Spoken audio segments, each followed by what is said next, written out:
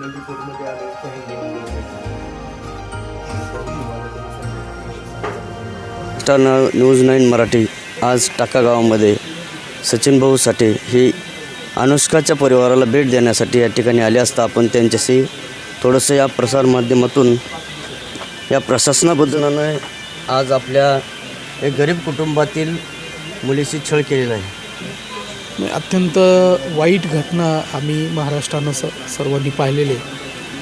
माझ्या समाजातली ही अत्यंत हुशार मुलगी जी स्वतःच्या अभ्यासातून हिमतीतून कष्टातून अशा मोठ्या विद्यालयांमध्ये तिथं केंद्र शासनाच्या या विद्यालयामध्ये हजारो लाखो मुलांची लिस्ट असते, वेटिंग असते.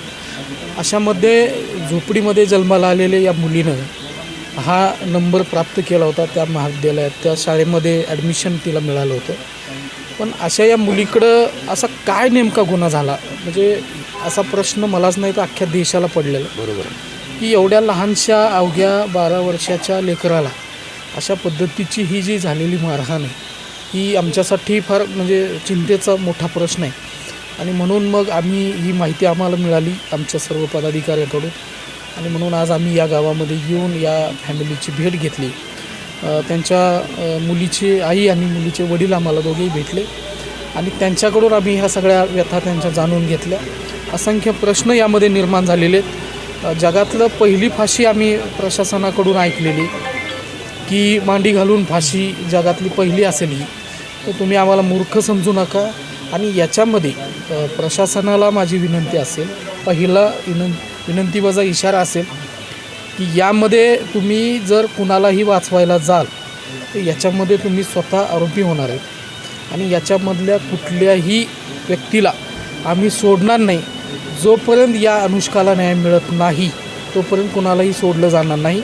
एकूण कायद्याच्या चौकटीमधला शिक्षा तुम्हाला मिळेलच, पण जर कायद्याच्याही पलीकडे जाऊन तुम्ही वाचलात तर आमची माणसं तुम्हाला सोडणार नाही. सर, एकच प्रश्न आता आमच्या मीडियाच्या माध्यमातून जे काय प्रशासन आहे ते प्रशासन पळ काढण्याचा प्रयत्न करत आहे, पण आमच्या मीडियाच्या माध्यमातून एकच हाक आहे की कोणत्या तरी संघटनेनं त्या प्रशासनाला धारेवर धरायचं काम करावं. ते आपण नाही, नक्कीच सध्या स्थितीमध्ये प्रशासनाची भूमिका जाणून घेणं, तिच्यावर लक्ष ठेवून असणं तात्काळ आता सध्या आपण संशय व्यक्त करणं हे आपल्या एकूण कायदा प्रणालीला शोधणारं नाही. आपण त्यांच्यावर काही ठिकाणी विश्वास दाखवला पाहिजे. आणि यामध्ये जर आमच्या म्हणजे जसं की मुलीचा हाल झाले, या कुटुंबावर जी वेळ आलेली आहे, आम्ही समाजबांधव म्हणून आमच्या ज्या वेदना या ठिकाणी म्हणजे भावना दुखावले गेलेल्या आहेत, तर याच्यानंतर प्रशासनाची भूमिका जर चुकीच्या पद्धतीनं असेल तर प्रशासनाला याच्यातून सुट्टी नाही. आमचं म्हणणं एवढंच आहे की आपली एक अनुष्का आत्ता गेलेली आहे, परत अशाच अनुष्का तयार होऊ नये ही आमची अपेक्षा आहे मीडियातून. नक्कीच तुमच्या भावना अत्यंत महत्त्वाच्या आहेत. यामध्ये यापुढे आम्ही याची काळजी घेऊ आणि कुठल्याही पद्धतीनं अशा अनुष्का तयार होणार नाहीत. आम्ही याबद्दल काळजी घेऊ. धन्यवाद.